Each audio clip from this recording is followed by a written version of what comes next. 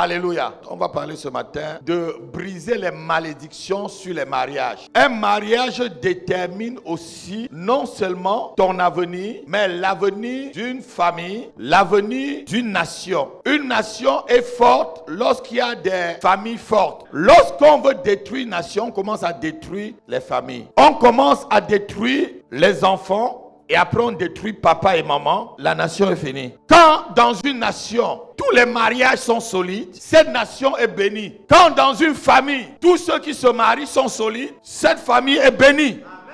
La chose que Satan attaque plus, c'est le mariage. Si Satan n'attaque pas ton mariage, c'est que peut-être ce mariage ne vient pas de Dieu. Parce que Satan a attaqué le premier mariage que Dieu a fait. Quand Adam était seul, Satan n'est pas venu le voir. Mais c'est quand maintenant Dieu l'unit à sa femme que la chose commence. Là, c'est là où le diable dit, ah, deux valent mieux que un. Parce que si un tombe, l'autre va le relever. Quelque chose de fort, quelque chose de puissant était en train de naître par les liens du mariage. Une nation forte, une famille forte était en train de naître par les liens du mariage. Donc, le mariage, c'est quelque chose de très important. Un homme qui échoue son mariage échoue sa vie. Une femme qui échoue son mariage échoue sa vie. Si tu choisis mal ton partenaire ou ta partenaire du mariage, tu es fini pour toute la vie. Un mauvais partenaire apporte son background. Un bon partenaire apporte aussi son background.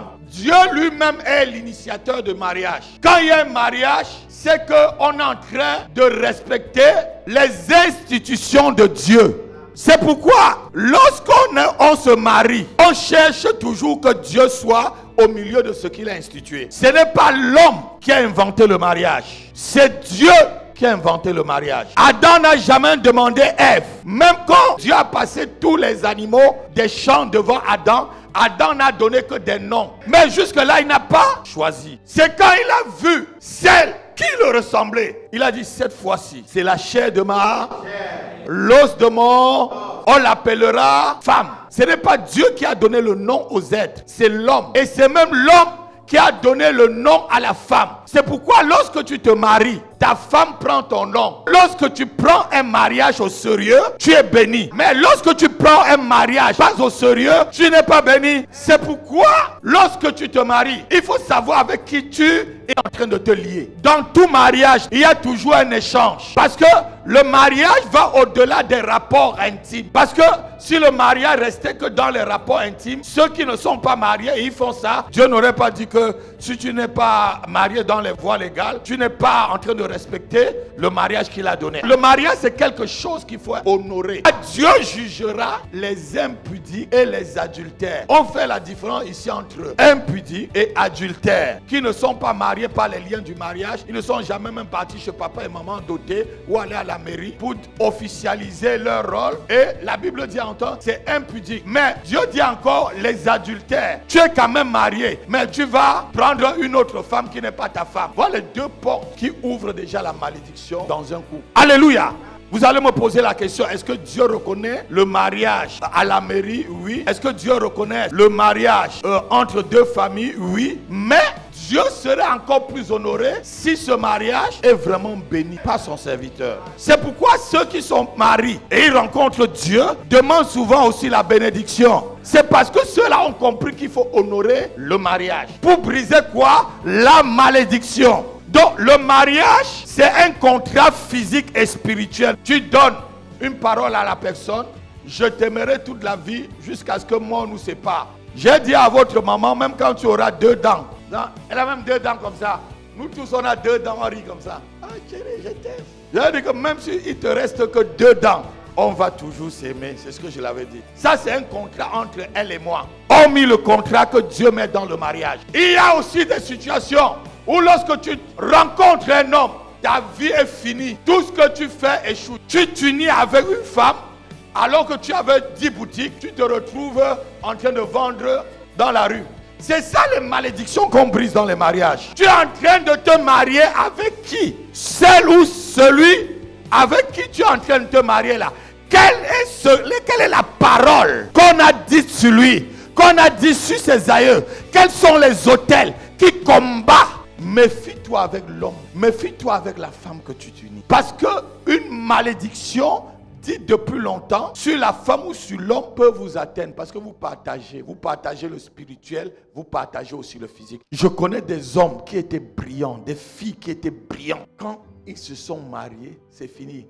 L'étoile là est finie parce qu'ils se sont mélangés à ce qu'il ne fallait pas se mélanger. Ils se sont unis à la mauvaise personne. Avant que tu ne te maries, prie, demande de quelle famille vient cet homme, de quelle famille vient cette femme. Seigneur, quel est son background? Dis-moi. Va même, si tu ne pries pas beaucoup, rends visite à ta belle famille. Mon père spirituel me disait que si tu veux voir comment ta femme sera dans 20 ans, va voir sa mère. Je suis allé en Martinique voir ma belle-mère. J'ai vu que ma femme, dans 20 ans, sera quand même généreuse. Je savais là où j'allais. Si moi, je l'épousais seulement à cause de sa taille de guêpe, quand elle devait être comme ça, je ne devais plus l'aimer. Le mariage, c'est quelque chose, franchement, il faut se méfier. Le mariage peut tout briser. Un mariage qui est associé à une mauvaise lignée, c'est un mariage maudit. C'est pourquoi Dieu dit ne séparez pas ce que Dieu a uni. Mais ce que Dieu n'a pas uni, on peut séparer. Si tu t'unis alors avec une fille qui sort de la famille de Mike Tyson, tu t'unis avec un homme qui sort de la famille de Mike Tyson, c'est Dieu qui vous a unis. Même si on a dit ne séparez pas ce que Dieu a uni, non, Dieu ne vous a pas unis. Dieu n'est pas dans ce qu'il n'a pas initié. Tu avais une femme que c'est elle qui te tape, c'est elle qui te boxe. Tu as même honte d'aller au commissariat faire la main courante. Absalom était très beau, mais c'était un beau homme avec tous les beaux problèmes. Un mariage mal fait, un mariage mal contracté peut tuer toute une destinée. Vous savez, on peut être même chrétien. On parle même en langue, mais on n'est pas fait pour se marier. Le frère parle en langue comme l'apôtre Paul. Mais vous ne pouvez pas vous marier. La sœur prie, quand elle prie, le feu descend du ciel. Mais vous n'êtes pas fait pour vous marier. Choisissez la bonne personne avec le bon profil. Parce que dans certains mariages, la malédiction brise ce mariage-là. La malédiction amène les souffrances dans le mariage. Et on n'épouse pas quelqu'un parce qu'il a l'onction. On n'épouse pas quelqu'un parce qu'il est riche. Ça serait que c'est l'intérêt. On n'épouse pas quelqu'un parce qu'elle est belle. Ça serait que de l'attirance. On épouse quelqu'un parce que Dieu a mis dans ton cœur d'aimer cette personne et de travailler pour lui avec elle. Regardez.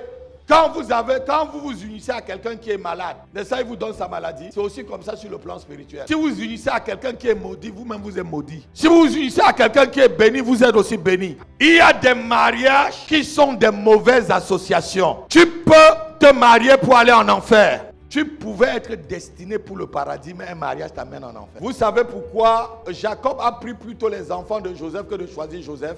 Parce que Joseph était marié avec la fille du plus grand sorcier d'Égypte. Jacob étant un prophète a compris un truc. Ici, il y a un mélange. Il a dit, Joseph, ces deux-là, je prends pour moi. En tant que prophète, j'annule toute l'union et tout ce que vous avez partagé dans votre mariage sur Ephraim et Manassé. Il m'appartient. Parce que quelqu'un qui est spirituel peut détruire ce qui a été maudit. Il a pris les deux enfants. Parce que lui-même, il a vu que son fils a fait une erreur. On te marie à la plus grande sorcière du pays. La fille de plus grand sorcier. Et Pharaon faisait ça exprès. Il savait que en mariant Joseph à la fille du plus grand sorcier, le sorcier devait neutraliser le gars. Et le gars devait continuer à travailler pour l'Égypte. Je ne vous mens pas. Je donne ma fille à un homme. Tu tapes ma fille.